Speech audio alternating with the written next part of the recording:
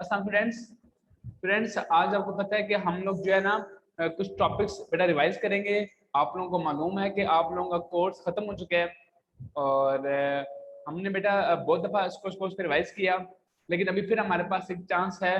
तो मैं आपको फिर से जो है ना कुछ टॉपिक्स, ठीक है, तमाम चैप्टर्स नहीं करवाऊंगा, कुछ टॉपिक्स, कुछ न्यूमेरिकल्स जो मेरे लिहाज से बोर्ड में इंपॉर्टेंट है वो मैं आप लोगों को रिवाइज करवा रहा हूँ।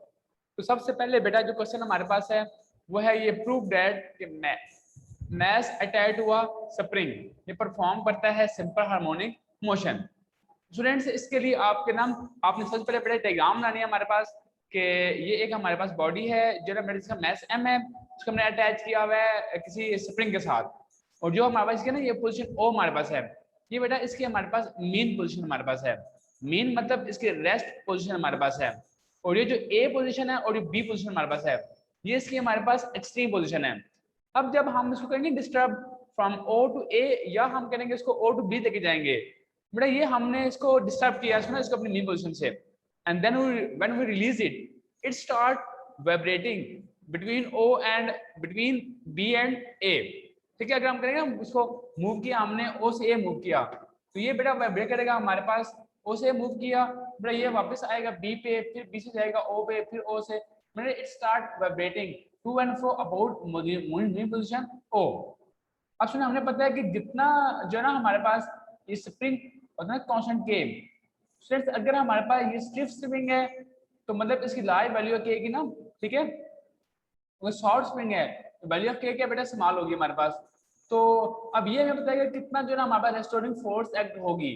आपने पढ़ा था हुक्स लॉ से कि जो फोर्स है वो डायरेक्टली किसके है, इसके चेंज इन जो ना हमारे पास पोजीशन के है। अगर हमारे पास चेंज इन पोजीशन हमारे पास जो है वो ज्यादा है, ठीक है, अगर हमारे पास चेंज इन पोजीशन ज्यादा होगी, लेकिन हमने ओ से ए ज्यादा बेटा से मूव किया हमने, बेटा उतनी ज्यादा हमारे पास क्या होगी उसमें स्ट्रेन होगी।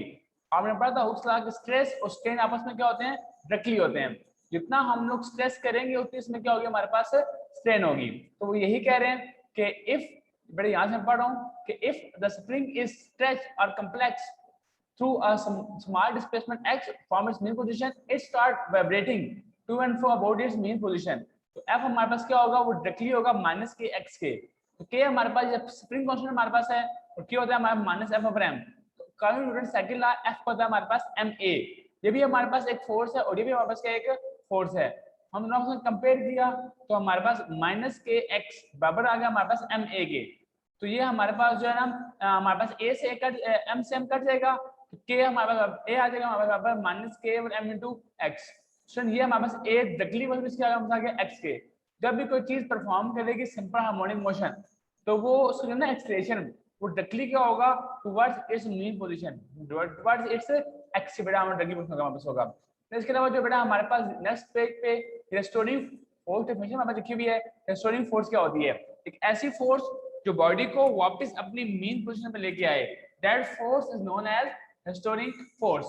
फिर यहाँ पे हमने बताया था कि इसकी हमारे पास कहाँ पे किनेटिक एनर्जी मैक्सिमम होगी, कहाँ पे पीई मैक्सिमम होगी, कहाँ पे के ई जीरो होगी और कहाँ पे पीई जीरो होगी। स्टूडेंट देखें डायग्राम पे ना मीन पे at mean position kinetic energy क्या होती है मैक्सिमम एंड पीई क्या होता है हमारे पास जीरो, और एक्सट्रीम पे जो है ना हमारे पास के ई होती है जीरो एंड पीई क्या होता है हमारे पास मैक्सिमम।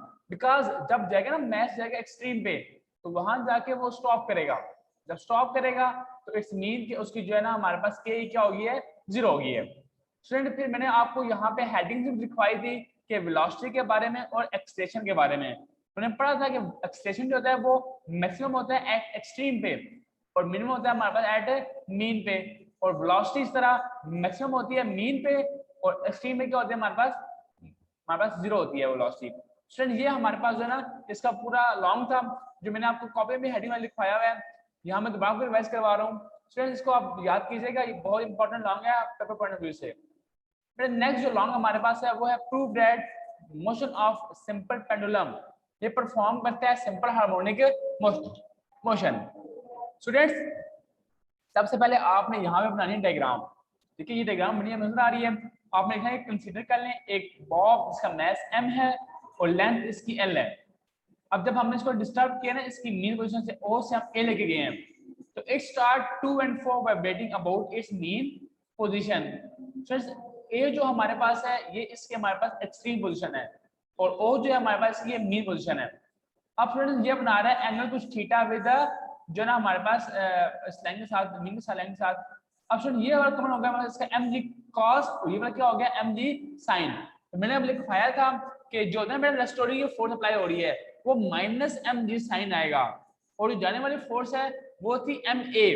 तो मैं कहता है एम कट गया था, ए अगर था हमारे पास जी साइन थीटा के। तो मैं कहता है अगर एंगल बहुत स्मॉल है तो साइन थीटा किसका आ गया था हमारे पास थीटा के, ए अगर था हमारे पास जी थीटा।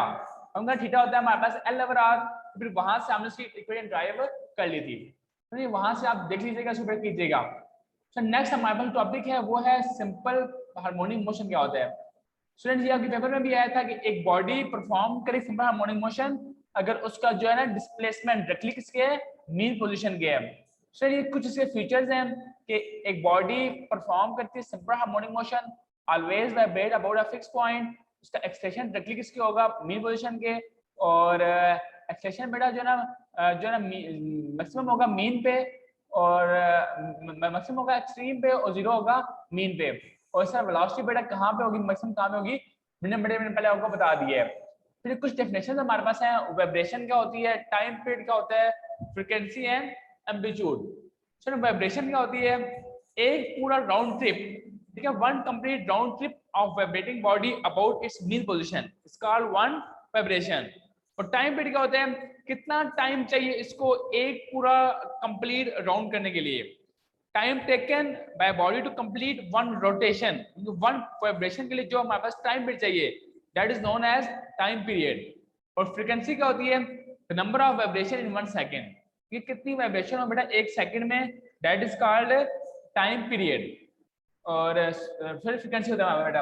और एम्पलीट्यूड क्या होता है, इसका मैक्सिमम डिस्प्लेसमेंट तो either side of the amplitude that is known as amplitude बेटा। फिर ये हमारे पास वेव्स आगे टॉपिक हमारे पास आता है। वेव्स क्या होती हैं, तो हमने कहा था wave is a disturbance in a medium which causes a particle to vibrate about mean position in equal interval of time.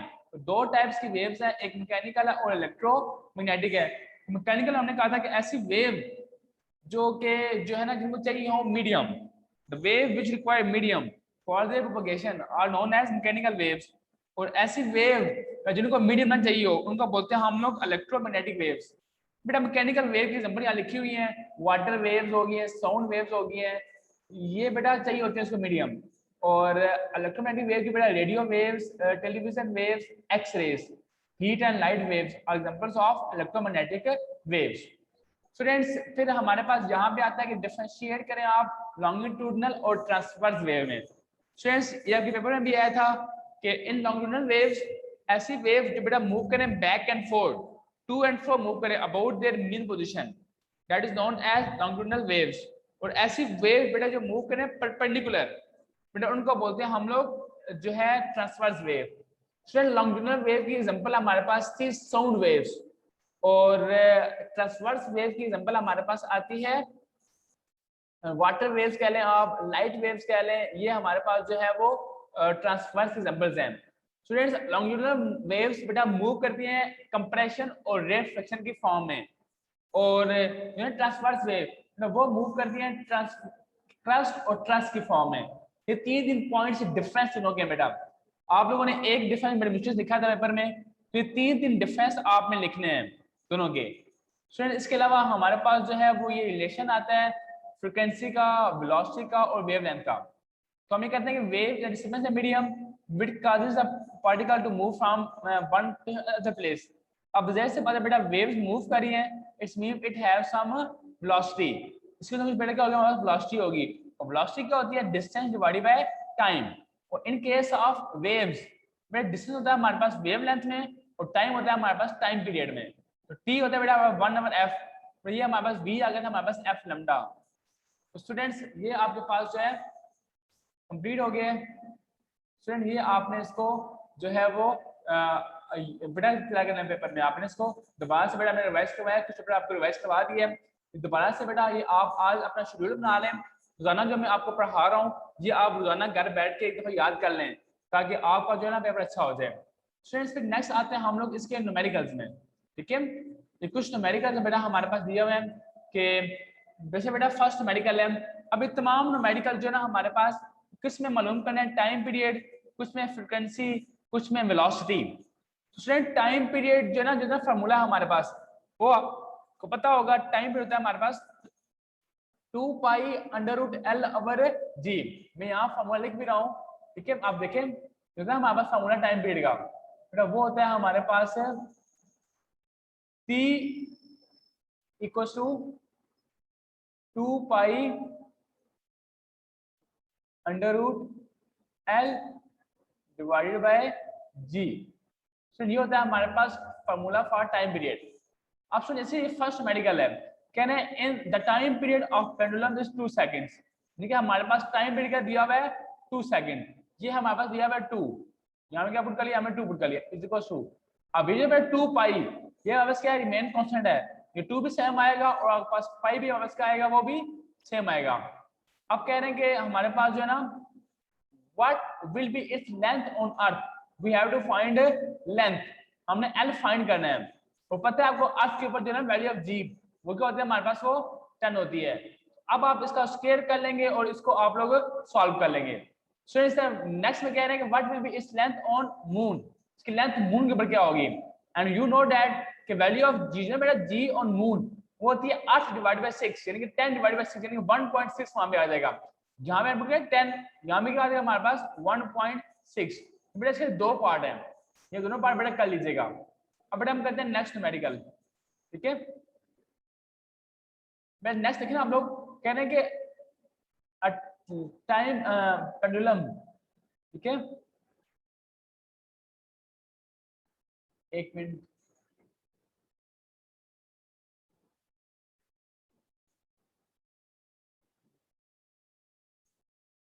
एक मिनट बेटा आप बोल लीजिएगा।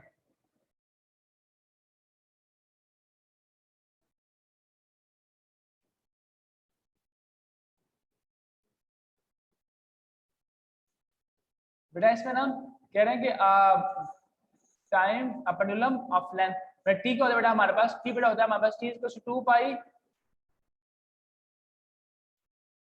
एक मिनट ड्रॉ नहीं हो रहा मुझसे,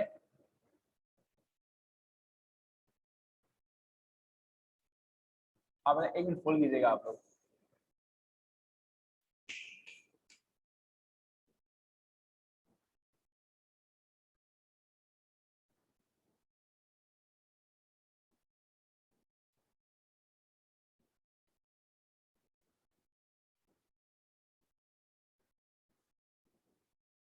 ये कुछ प्रॉब्लम आ गई इसमें, एक मिनट आप खोल लीजिएगा।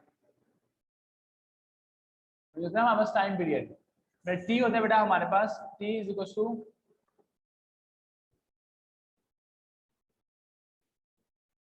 टी होता है हमारे पास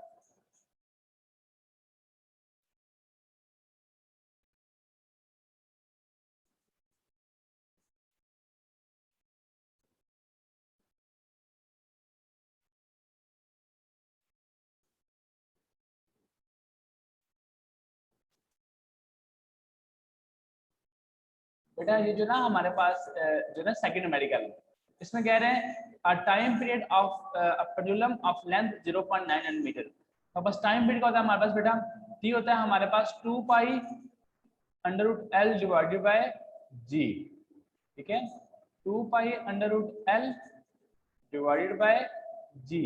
तो ये होता है हमारे पास इसका टाइम पीरियड। अब स्टूडेंट कह रहे हैं कि लेंथ से क्या दिया हमारे पास 0.99, ठीक है, एल आपके पास गिवन दिया हुआ है, फिर कहना है कि taken by moon by astronaut the time period of pendulum is 0.9, आप पास टाइम पीरियड क्या दिया हुआ है 4.9, आपको टाइम पीरियड भी दिया हुआ है, कहना what is the value of G, we have to find G बेटा मालूम करनी है। मतलब ये बहुत आसान है, आप इसका पहले स्क्वायर कर लेंगे और फिर बेटा आप इसको सॉल्व आप लोग कर लीजिएगा। अब हम आते हैं नेक्स्ट पेज पे।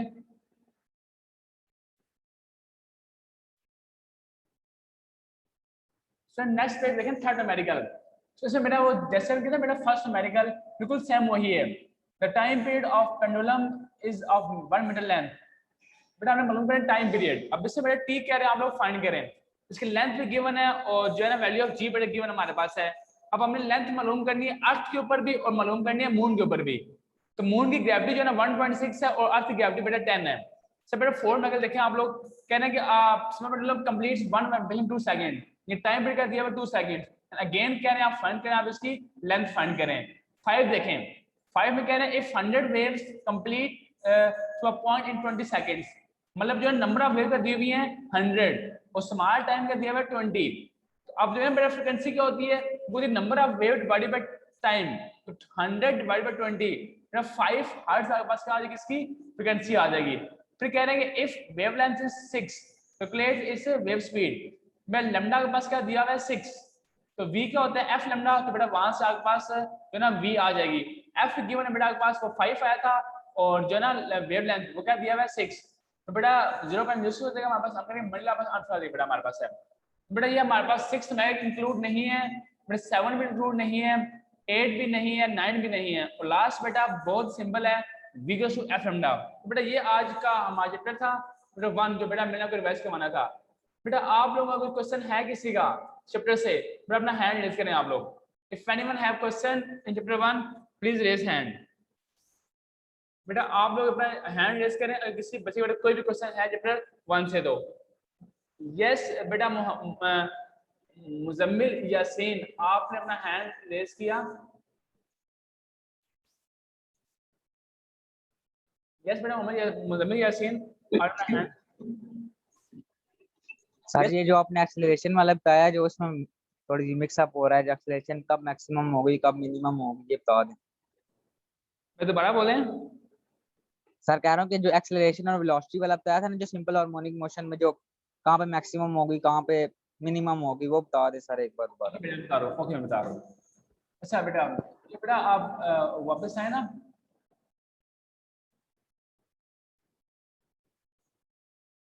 बेटा यहाँ पे जो ना एक मिनट बेटा देखिए ये यहाँ पे ना डायग्राम में आप नजर आ रही है ना, ये बेटा ये तो हमारे पास इसकी ना मीन पोजीशन। अब बेटा मीन पे ना असल में जब जा रहा है ना बेटा, ये जाएगा ना ओ से जाएगा ए पे, वहां क्या करेगा स्टॉप करेगा। जब स्टॉप करेगा तो मतलब इसकी वेलोसिटी क्या हो जाएगी 0। तो के क्या होती है 1/2 mv का स्क्वायर। तो जब वेलोसिटी 0 हो गई है तो आपके पास के क्या हो जाएगी हमारे पास 0 हो जाएगी। तो एक्सट्रीम पे इनकी किनेटिक एनर्जी क्या होगी बेटा हमारे पास 0 होती है। ठीक है, एक्सट्रीम ए हो या एक्सट्रीम बेटा ये वाला बी हो हमारे पास, इन दोनों में हमारे पास क्या होगी, इसकी के इज 0 होती है। और जहां पे के इक्वल टू 0 वहां पे पी हमारे पास क्या होगी, हमारे पास बेटा होगी मैक्सिमम होगी हमारे पास। ओके बेटा समझ आ गया बात आपको अब। यस बेटा if anyone have question please raise hand. बेटा किसी बच्चे का और क्वेश्चन हो तो बेटा अपना हैंड रेज करें, अदरवाइज बेटा क्लास खत्म हो रही है आपकी। यस बेटा if anyone have question please raise hand. बेटा किसी क्वेश्चन अपना हैंड रेज करें, अदरवाइज क्लास खत्म हो रही है। यस बेटा अगर 6 आप अपना हैंड रेज किया आपने, अगर 6 बेटा अगर 6 आपने हैंड रेज किया,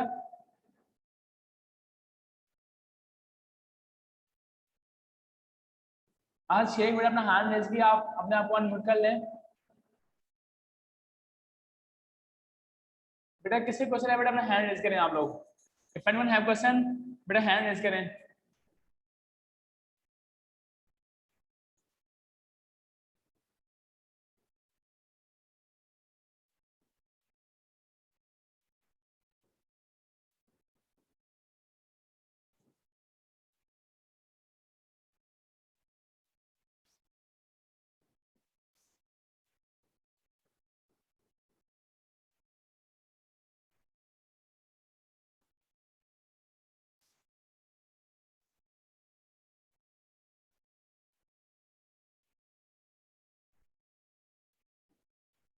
ओके बेटा आपने हैंड रेज नहीं किया, thank you very much, Allah Hafiz.